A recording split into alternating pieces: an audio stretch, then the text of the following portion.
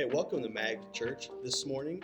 We're just so excited that you're here with us today. We're going to be continuing our sermon series, Hope in the Dark, led by Pastor Adam Allen. I'm Pastor Aaron Klain, the kids pastor here, and I have some special news just for you. If you have any kids, or if you have any friends that have kids that aren't going to church today, then you can head on over to our Mag Kids page on Facebook, and you can see a video hosted by yours truly. And I did something so cool. I tried to walk on water. But hey, enough of that. So head on over there if you have kids, and if not, just stay right here and enjoy. I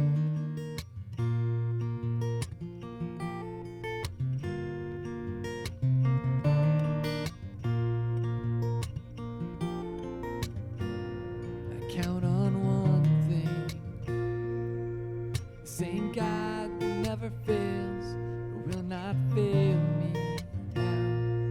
You won't fail me now in the waiting. The same God who's never late is working all things out, working all things out. Yes, I will lift you high in the lowest valley.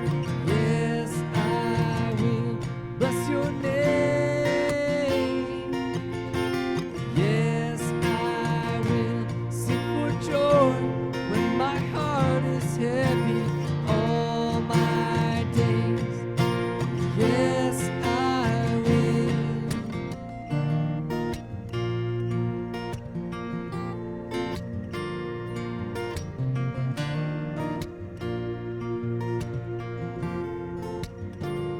I count on one thing, the same God that never fails, will not fail me now. You won't fail me now in the waiting.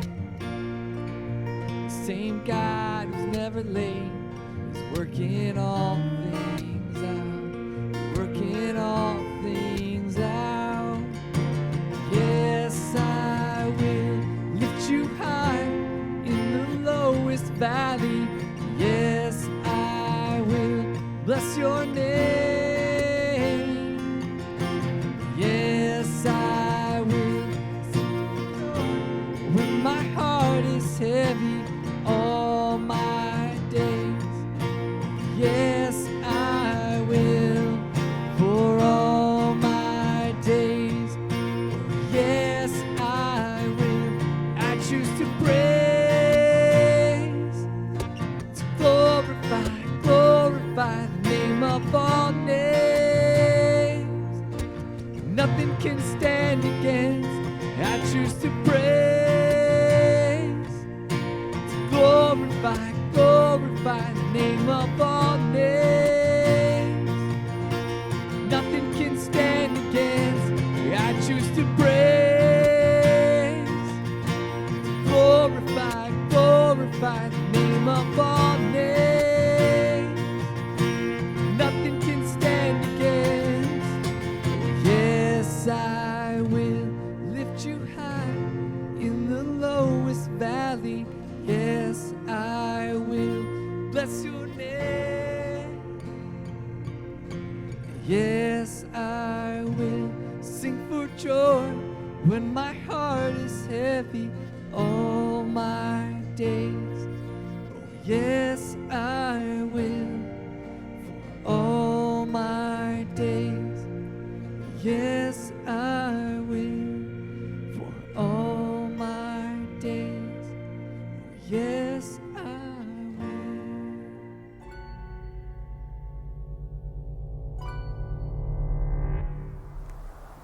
You know, pain is a lonesome place. I don't have to tell you, do I? It'll drop a rock in your stomach right through your pounding heart. And when your knees are so weak, you hit the ground and you finally realize you don't got this. Well, now you might just make it. You see, the tallest tree may not weather the storm, but its roots do. So dig in, stand up, and let the wind blow. Because there's hope.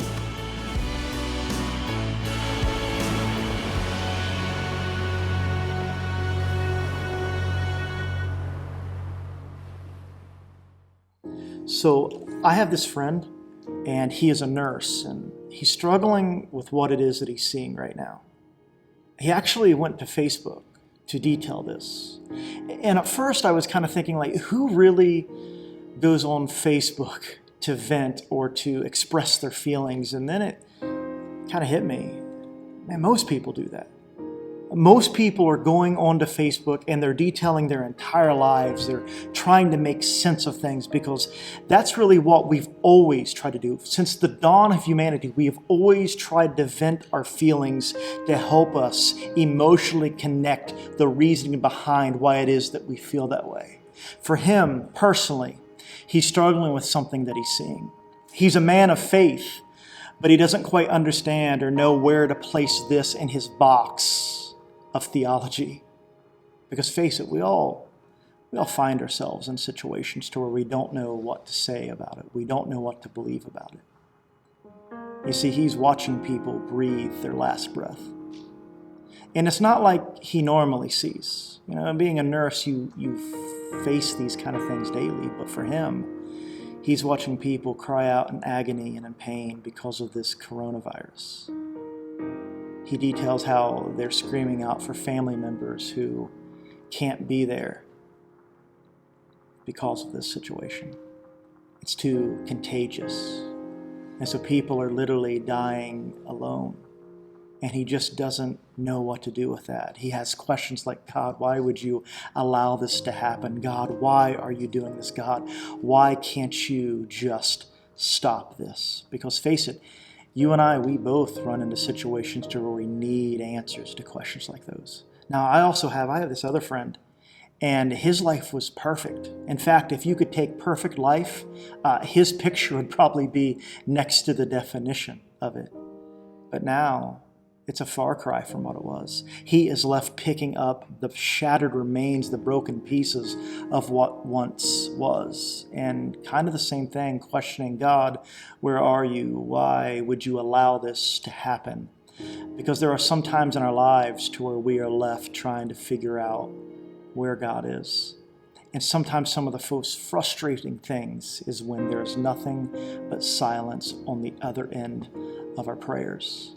It's what we call unresolved issues. It's where things aren't neat and tidy. They're not wrapped up. They're not cleaned up nicely. They don't come with all the questions answered. In fact, a lot of times there's more questions than answers. And that is exactly where we take text this morning, with a man named Habakkuk, who is also, just like you and I maybe today, living in the unresolved places. Now, Habakkuk is a prophet who is in a faith crisis. You see, everything that he has believed up to this point is now being challenged by what it is that he is experiencing. You see, his own hometown has been seized by a foreign invader, and it has changed everything. It has literally plummeted his society into moral decay. Daily, he sees the horrors of injustice all around him. He has watched as his city has grown insensitive to the cries of humanity and thus numb to the needs of people. And obviously he does what you and I would do in these situations. He wrestles. He wrestles with where God is. He asks questions for God, and he's just trying to make sense of a difficult moment. It is so difficult to trust God when there are no easy answers, isn't it? I mean, you and I, we are people who want our questions desperately answered, right?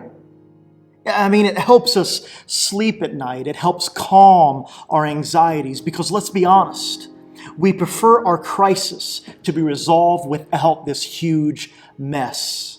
We want it to be easily cleaned up and tidy with everything in the right boxes, so that way we don't really have to do anything to minimize the disaster. But here is a difficult truth that I don't think you're going to like to hear, but I think you need to hear.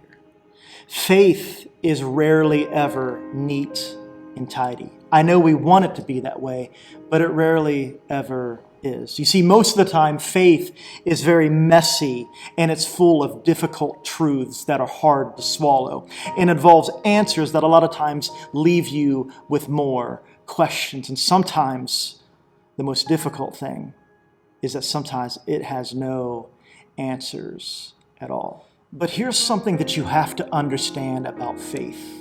You see, it isn't built on easy answers. It's actually forged in the fires of the unresolved. Now, I have to warn you, though. The reality of it is that things that are unresolved are very dangerous for your soul. You see, it can destroy you if you're not careful. In fact, it's in the unresolved moments that I have seen so many people walk away from God simply because they misunderstood God's silence as absence. You see, the key to overcoming the unresolved moments and situations in your life is based off how you position yourself in those moments. Now, an important lesson that we can actually learn from Habakkuk is that we don't have to have all of the answers to position ourselves to hear from God. In fact, in chapter 2, he states this, that I will climb up to my watchtower and stand at my guard post. There I will wait to see what the Lord says and how he will answer my complaint. Now, there is a key word there that many of us struggle with. Do you see it? Did it catch you like it caught me? Habakkuk is saying that he is going to climb, he's going to watch, and then what's he going to do? He's going to, here's the difficulty, wait. He's going to wait to see what the Lord says. I don't know about you, but me personally, I hate waiting. I would rather do anything else but to wait. I'm a very impatient soul. I prefer God just to say what he is going to do. I wish that verse just would say that, hey, I'm going to climb up and see what God would tell me to do. But that's not what he does. And in our lives, that's not what he does. Sometimes it's difficult to wait. I prefer when I don't have to wait. The problem with waiting is that it doesn't cause my pain to go away, and it doesn't end my crisis. You know, the hardest questions that I receive as a pastor is when something tragic actually happens to someone. And typically what follows with that are questions as to why God would allow something like that to happen. The reason for these questions is because they're looking for comfort. They're looking for something to help them make sense of the situation, or maybe to even give them something to hold on to, how they feel about God in the moment. Because sometimes, as much as I want to have the answers, the difficulty is that I don't always. In fact, I could actually say that sometimes the same answers that they're looking for are the ones that I'm desperately needing for some of my own situations too. And we find ourselves sitting in the same situation, trying to make sense of God, because here's a difficulty, is there are some situations that, if we're honest, they can be very difficult to talk about when it comes to God. Because sometimes there are situations that don't seem good, and it's hard to talk about the goodness of God when the situation that we're in lacks anything that seems good, right? And that is why you have to be extremely careful about what you do in the unresolved moments in your life. Because when you don't have answers, one thing that I can guarantee you is that Satan certainly will. Now, they may not be the right answers, but he'll certainly fill your mind with some of them. You see, the unresolved moments will always expose what's inside of you. I guarantee you, it's always going to come out when you are pressed. When the pressure gets too much, it'll expose what it is that you feed on. Because the truth is, for many of us, we find ourselves feeding on the crisis. You see, that crisis, it consumes us. It becomes all that we see.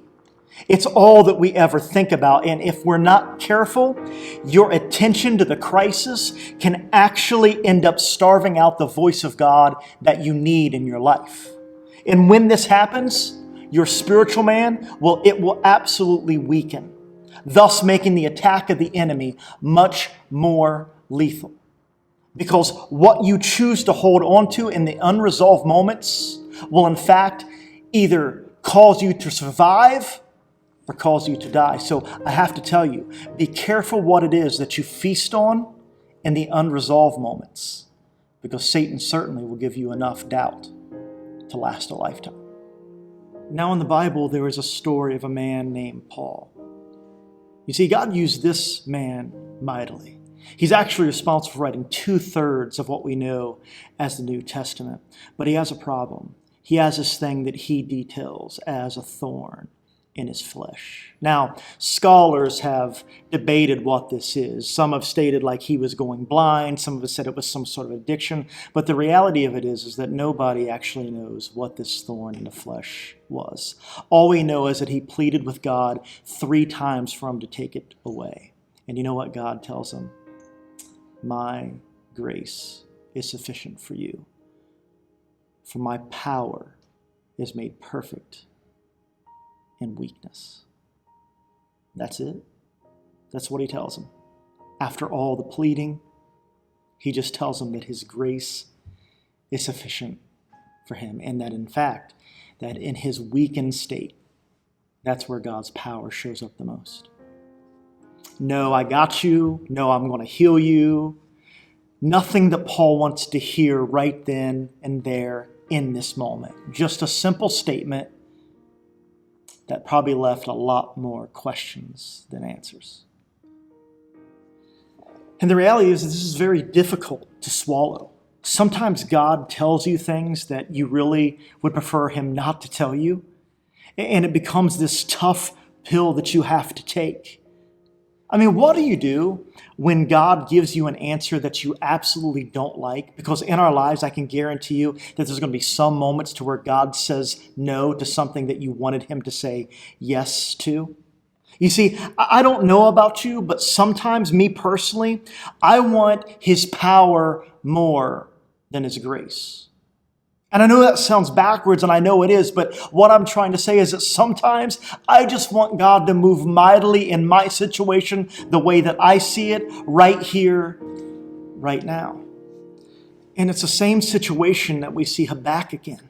You see, Habakkuk has been in this situation for a while, and he has a complaint before God. God, how much longer are you going to do this? Where are you in all this? Why are you allowing this to happen? And God tells him that, listen, I'm going to do something. I really am. And don't you hate it when God kind of says something vague like that? Like, yes, you're going to do something, but when are you going to do it? Are you going to do it in my lifetime? Or are you going to sometime to when I can actually see that? Because sometimes there's nothing worse than someone just continuing to tell you that they're going to take care of it. And day after day and after day after day, it just never happens.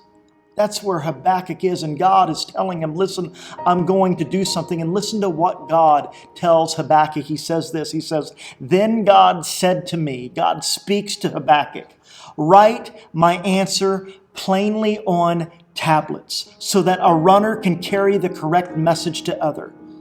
This vision is for a future time. It describes the end and it will be fulfilled. If it seems slow in coming, wait patiently, for it will surely take place. It will not be delayed. Did you catch what God is telling Habakkuk? What God is telling Habakkuk is that it seems slow in coming. Wait patiently, for it will surely take place. What God is telling him is that the Babylonians are going to come. They will be absolutely ruthless. It'll be a major trial to you and to your faith. You will probably have more questions than you get answers. You will see injustice like nothing you have ever seen before. I am going to use them to punish your people. But in the end, they also will be held accountable for everything, every injustice answers. They do. But for right now, Habakkuk, what you need to do is just wait. Wait some more. It's surely going to come. Just wait. But he says something interesting. Not just to wait, but to write it down.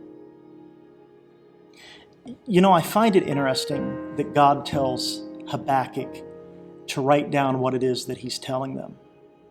And it makes sense because, let's be honest, sometimes before it gets better, it gets worse. And I think that's what God is trying to warn Habakkuk about.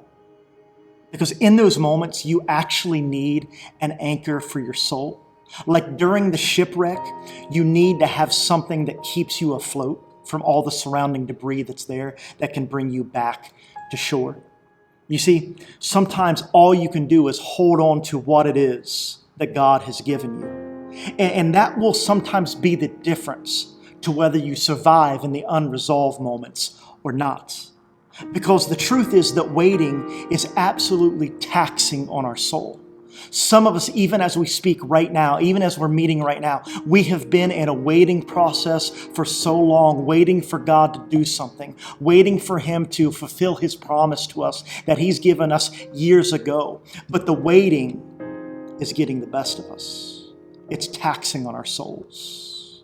We're just wondering, God, when are you going to do something about this?